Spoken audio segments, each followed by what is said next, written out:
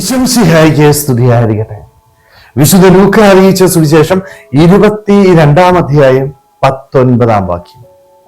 ഇത് നിങ്ങൾക്ക് വേണ്ടി നൽകപ്പെടുന്ന എൻ്റെ ശരീരമാണ്. ഇന്ന് പെസഹ തിരുനാളാണ്. തിരുനാളിന്റെ മംഗളങ്ങൾ ഏറെ സ്നേഹത്തോടെ ഏവർക്കും നേരുന്നു. ഇന്ന് വിശുദ്ധ കുർബാന സ്ഥാപിച്ച ദിനമാണ്, പൗരോഹിത്യം സ്ഥാപിച്ച ദിനം.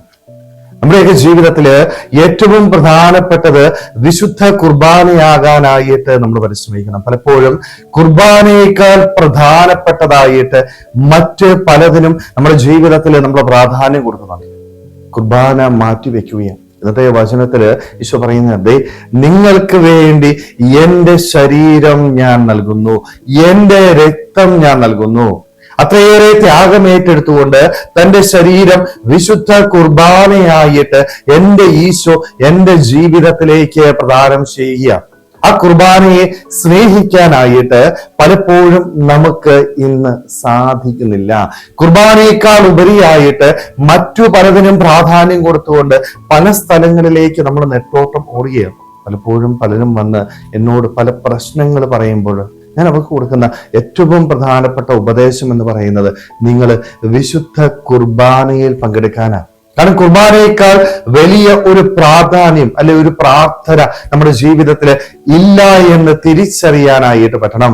വിശുദ്ധ കുർബാനയെ ഏറ്റവും വലിയൊരു പ്രാർത്ഥന നിന്റെ ജീവിതത്തിലെ എത്ര വലിയ പ്രശ്നമായിക്കൊള്ളട്ടെ, എത്ര വലിയ പ്രയാസമായിക്കൊള്ളട്ടെ, വിശുദ്ധ കുർബാനയില് ഈശോയുടെ കരങ്ങളില് നിനക്ക് സമർപ്പിക്കാനായിട്ട് സാധിച്ചാല് നിന്റെ ദൈവം നിനക്ക് വേണ്ട ഉത്തരം പ്രദാനം ചെയ്യും. വിശ്വാസത്തോടെ അവനെ സ്വീകരിച്ചാല് നിന്റെ ജീവിതത്തിലെ അത്ഭുതങ്ങൾ നേടുവാനായിട്ട് സാധിക്കും. പലപ്പോഴും ഇന്ന് വിശുദ്ധ കുർബാനയിൽ പങ്കെടുക്കാനായിട്ട് നമ്മൾ പരിശ്രമിക്കുന്നില്ലേ? മടി മൂലം കുർബാന മാറ്റിവെക്കുക, അല്ലെങ്കിൽ കുർബാന ഒരു 5 മിനിറ്റ് കൊണ്ട് തീർന്നല്ല അത്ര സൗകര്യം. ഒരു 15 മിനിറ്റ് ആണെങ്കിൽ എവിടെയാണോ ഈ 15 മിനിറ്റില് വിശുദ്ധ കുർബാന തീരുന്നത് അവിടേക്ക് ഓടുന്നവരുടെ എണ്ണം ഇന്ന് ഏറുകയാണ്. കാരണം ഒരു ചടങ്ങ് തീർക്കണം, ഞായറാഴ്ച കുർബാന ഏർക്കണം, കടോള ദിവസമാണ്, കുർബാനയ്ക്ക് പള്ളിയിൽ പോകാതിരിക്കാൻ പറ്റില്ല. അതുകൊണ്ട് 15 മിനിറ്റിൽ തീരുന്ന ഒരു സ്ഥലമുണ്ടെങ്കിൽ രാവിലെ പോയി അതിൽ പങ്കെടുക്കും. ബാക്കി എന്റെ തിരക്കാണ്. കുർബാനയേക്കാൾ പ്രധാനപ്പെട്ടതായിട്ട് മറ്റു പലതും കാണുക. എങ്ങനെയെങ്കിലും ചടങ്ങ് തീർക്കുന്നത് പോലെ വിശുദ്ധ കുർബാനയിൽ പങ്കെടുക്കുക. കാഴ്ചക്കാരായിട്ട് നിൽക്കുകയാ, ഒരനുഭവവും ഇല്ലാതെ കടന്നു പോകുന്ന വ്യക്തികളായിട്ട് മാറുക.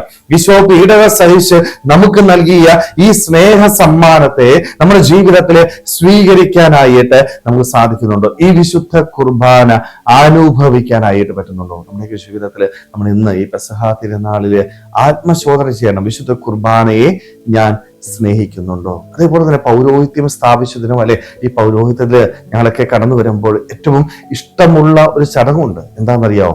ശിഷ്യന്മാരുടെ പാദങ്ങൾ കഴുകുന്ന ഈശോയെ നമ്മൾ കാണുന്നുണ്ട് അല്ലെ? എളിമയുടെ മാതൃകയായിട്ട് തന്റെ ശിഷ്യന്മാരുടെ പാദങ്ങൾ അവൻ കഴുകുന്നുണ്ട്. പൗരോഹിത്യ ദിനത്തില് ഏറ്റവും പ്രധാനപ്പെട്ട ഒരു ചടങ്ങാണിത് അല്ലെ? ശിഷ്യന്മാരുടെ പാദം, 12 പേരുടെ പാദങ്ങൾ കഴുകുക. എത്രമാത്രം സന്തോഷത്തോടുകൂടി നിർവഹിക്കുന്ന ഒരു കാര്യമാണെന്നറിയാവോ?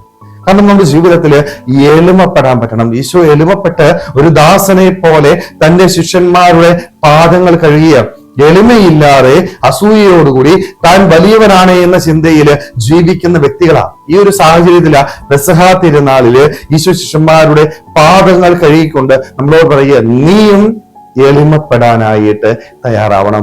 നിന്റെ ജീവിതത്തിലും എളിമയുണ്ടാവണം. എന്നാൽ മാത്രമേ നിനക്ക് ദൈവസന്നിധിയിൽ പ്രവേശിക്കാനായിട്ട് സാധിക്കത്തുള്ളൂ. സ്നേഹമുള്ളവരെ, അതുകൊണ്ട് നമ്മുടെയൊക്കെ ജീവിതത്തില് ഈ 2 കാര്യങ്ങള് പ്രധാനപ്പെട്ടതായിട്ട് ഓർക്കണം. ഒന്ന്, വിശുദ്ധ കുർബാനയെ സ്നേഹിക്കാനായിട്ട് പറ്റണം. കുർബാനയേക്കാൾ പ്രധാനപ്പെട്ടതല്ല വേറൊന്നും എന്ന് തിരിച്ചറിയാൻ പറ്റും. അതുകൊണ്ട് എത്ര തിരക്കുണ്ടായിക്കൊള്ളട്ടെ, ഓരോ ദിവസവും വിശുദ്ധ കുർബാനയോടുകൂടി ആരംഭിക്കാനായിട്ട് സാധിക്കുമെങ്കിൽ ഉറപ്പായിട്ടും ഒത്തിരിയേറെ നന്മകളും അനുഗ്രഹങ്ങളും ദൈവം പ്രദാനം ചെയ്യും. അതേപോലെ തന്നെ നമ്മുടെ ജീവിതത്തിലെ ഏറ്റവും പ്രധാനപ്പെട്ടത് ഈശോയെ പോലെ എളിമപ്പെടാനായിട്ട് നമ്മൾ തയ്യാറാണ്. എളിമയുണ്ടെങ്കിൽ ദൈവം നമ്മളെ ഉയർത്തും.